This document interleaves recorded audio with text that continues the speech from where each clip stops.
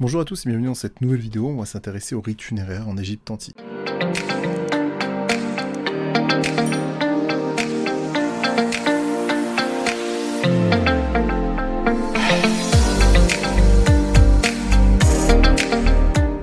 Les Égyptiens croyaient à l'immortalité, et dans l'Ancien Empire, entre moins 2800 à moins 2200, le pharaon et les siens avaient seuls accès à ce qu'on appelle la résurrection.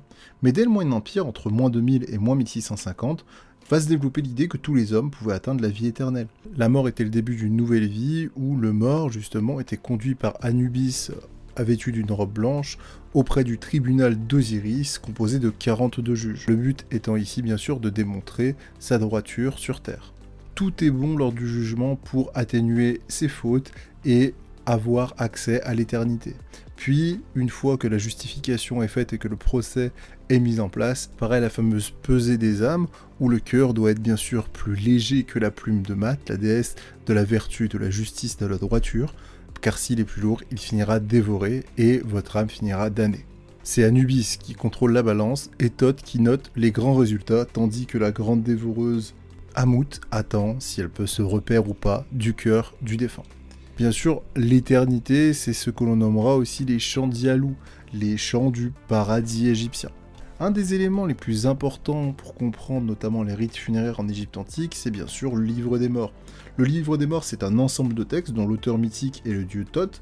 La mort y est perçue comme une ennemie à combattre, mais aussi comme une bienfaitrice. Le défunt se régénère toujours dans l'au-delà. Le corpus du livre des morts est constitué de formules hétéroclites, aucun exemplaire ne contient toutes les formules connues. L'exemplaire le plus complet a été traduit il y a presque 2 siècles, il contient 165 chapitres sur 192 formules recensées. Dans ce livre, le nom des dieux et des passages importants y est inscrit à l'encre rouge, tout bien sûr y est très soigné. Certains extraits du livre des morts sont corrigés par les scribes et accompagnent le défunt. On a trouvé quelques rouleaux qui étaient cachés sous certaines bandelettes. Néanmoins, une partie de la formulation des textes reste incompréhensible ou incomplet, ce qui amène à une notion de magie concernant ce livre des morts. Concernant l'embaumement et la momification, à la base, les corps étaient ensevelis dans le sable.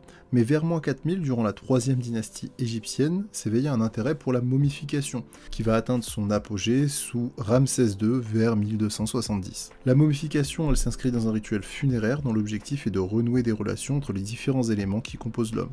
Ne pas être momifié n'empêchait pas d'accéder au royaume des morts.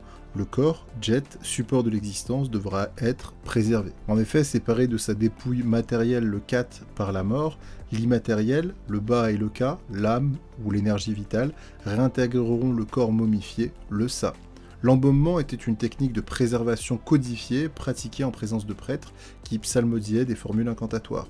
Les embaumeurs purifiaient le corps du défunt avec de l'eau sacrée, puis en extrayaient les viscères, les lavaient comme l'intérieur du corps au vin de palme. Ils les plaçaient dans différents vases funéraires, les canopes, qu'on déposait auprès de la momie. Traditionnellement, au nombre de 4, les canopes représentaient les fils d'Horus. Le cœur, siège de la conscience et de la vie, était remis à l'intérieur du corps, afin d'être pesé par Anubis. Le crâne vidé du cerveau était rempli de cire et d'huile parfumée.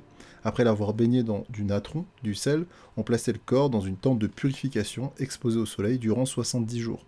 Puis on massait, on embaumait le corps avec des substances antiseptiques comme de la cire d'abeille, des huiles végétales, de la résine ou des onguents. Et enfin on finissait par le remplir de sueur et de myrrhe. Vous allez avoir aussi de nombreuses amulettes qui vont être disposées sur le corps, qui vont être remodelées et on va entourer ce corps de bandelettes avec les amulettes à l'intérieur. Bandelettes sont en général des bandelettes en lin. La momie était ensuite placée dans un sarcophage que des pleureuses accompagnaient de leurs lamentations jusqu'au tombeau.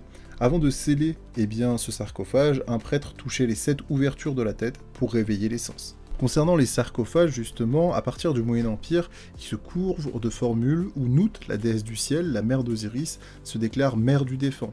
Elle est incarnée par l'érable sycomore et elle promet aux défunts de l'eau, de l'ombre, ainsi que de quoi se nourrir. Vous avez, et j'en ai déjà parlé énormément, mais je préfère refaire un petit point dessus, cette entité de la personne humaine selon les Égyptiens. Vous avez tout d'abord le jet, c'est le corps matériel à momifier. Le kat, c'est sa dépouille, et le sa, la momie. L'Ak, quant à lui, c'est la puissance céleste qui est représentée par une aigrette, l'esprit lumineux qui va rejoindre les dieux. Enfin, vous avez le Ka, qui incarne l'énergie vitale, la force de vie, qui va donner au corps nourriture, santé et bonheur. Le bas, qui est quant à elle l'âme extérieure du défunt, qui va reprendre sa liberté après la mort, il quitte la tombe, survole les endroits aimés du défunt, puis revient sur la momie. Vous avez aussi le Shuut, l'ombre qui ne quitte jamais l'homme, elle évoque le calme et le repos.